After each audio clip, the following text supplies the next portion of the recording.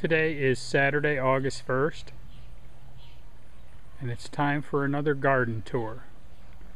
This will be my garden tour for the month of July. Should have done it yesterday, but I had to work.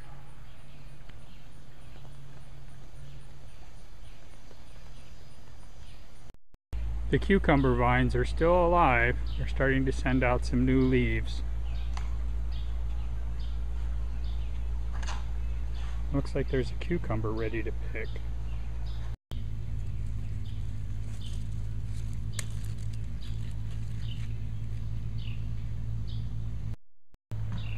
I took out the lettuce plants after the deer chewed the tops off. I left the green beans in. They've come back to life, flowered again, and there are more beans to pick.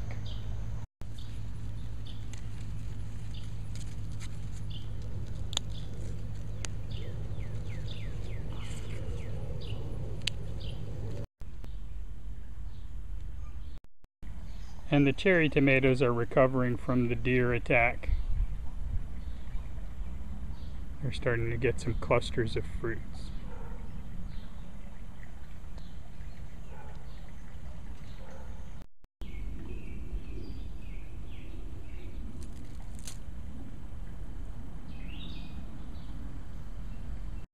The pea vines have all been taken out and replaced with these pepper plants. They look pretty good. My lettuce patch is overgrown with weeds. I need to clear this out and put in new transplants. It's hard to grow lettuce when it's this hot out. Here's some of my tomato plants. The two on this side are the Garden Leader Monster. All of the fruits at the bottom of the plants were taken by animals, but they're setting new fruits.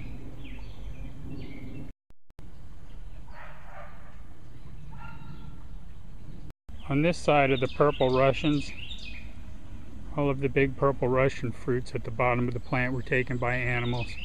It's also setting fruit higher up. It looks like one of the two vines is not doing very well, but this one is doing really well. They're odd-shaped fruits. I don't know if they'll get rounder as they mature. We have a nice stand of kale. It's time to pick some kale.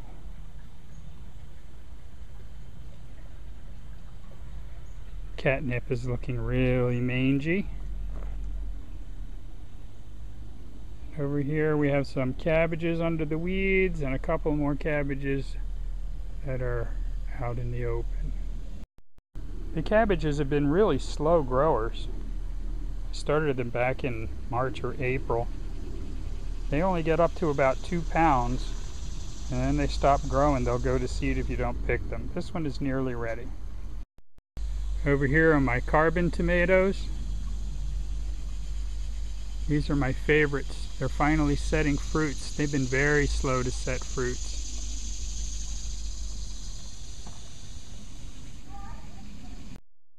And on this side are my Super Steak hybrids.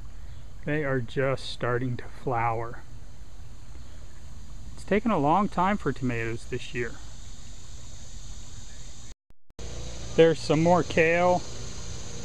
And then there are the strawberry plants at the end of this garden plot.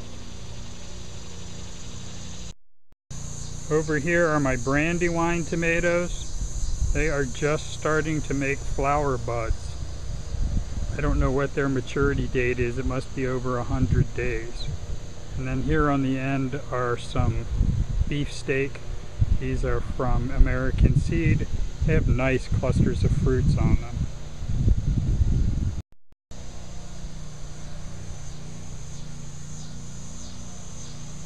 In this container on the left, there's a mortgage lifter, and on the right is a beefsteak from Ferry Morris. I've never had much luck with mortgage lifter. They always get diseased and die off. This year it looks really good. I'm attributing that to the fact that it's growing in a pot with fresh soil instead of in the ground. Even though the deer have cut a lot of the foliage off the mortgage lifter, it's still setting fruits, and they look good. Turns out deer aren't the only thing that like to eat tomatoes. This is a tomato hornworm. It's huge. And very destructive. And if you step on them, they explode. So disgusting. I uploaded my first YouTube video about 9 months ago. It's been 9 months since we've gotten a decent vine-ripened tomato.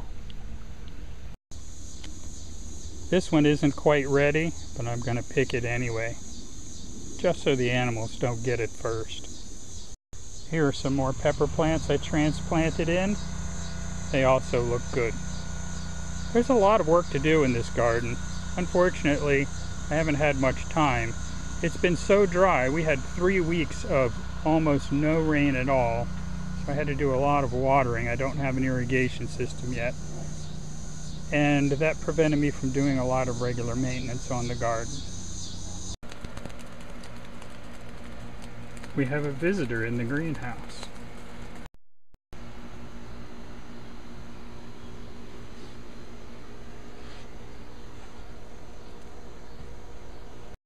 There's still more peppers in the greenhouse. Some tomatoes, I don't know what my wife wants to do with those. Some lettuce seedlings to go in. There's a spaghetti squash. That pepper plant that wintered over. I've already gotten some peppers off of this, and it has more peppers on it. So that was a really interesting experiment. I don't know how many years pepper plants can live for. Maybe we'll try wintering it over again. Some more strawberries to go in the ground. Some more pepper plants. A couple of beets that need to go in the ground. I'd love to work in the garden all day today, but it's my 40th wedding anniversary. My wife just got home from work, so I'm going to have to cut this video short and go in and see what we're going to do for dinner.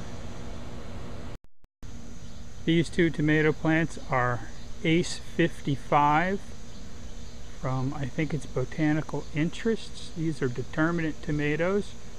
They are still setting fruits and they have very nice clusters. If they taste as good as they look, I'll be growing this one again. Here's a nice cluster of tomatoes. I pulled the camera back so you can get an idea of how big they are.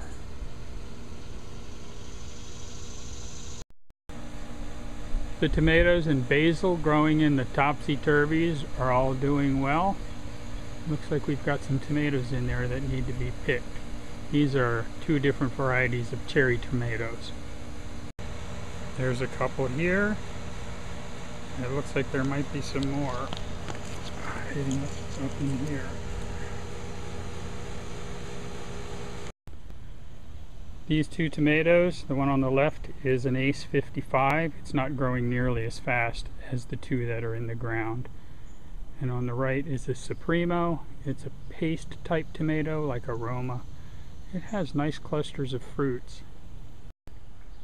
We lost quite a few to the deer, but it went ahead and it set more. It looks like we got one down here that's starting to ripen.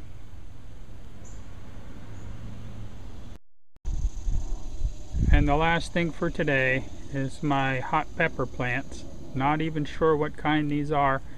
These grew from seeds from a pepper we saved. I'm waiting to see what they look like when they mature.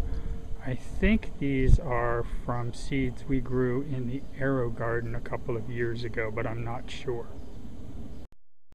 Here's what the peppers look like. They don't get much bigger than that if these are the ones from AeroGarden. Or they could be something else. So that's it for my July garden tour. I hope you enjoyed it. If you haven't planted yet, it's still not too late. We've got 3 or 4 good months of growing time, and we'll also be able to grow over the winter again this year if things go well. See you all next week.